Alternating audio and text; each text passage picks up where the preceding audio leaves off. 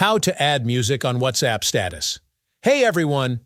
In this quick tutorial, I'm going to show you exactly how to add music to your WhatsApp status. So if you've ever wanted your photo or video status to play with a song in the background, just follow along step by step. Alright, let's dive in. First, open your WhatsApp app on your phone. Now, tap on the Updates tab at the bottom.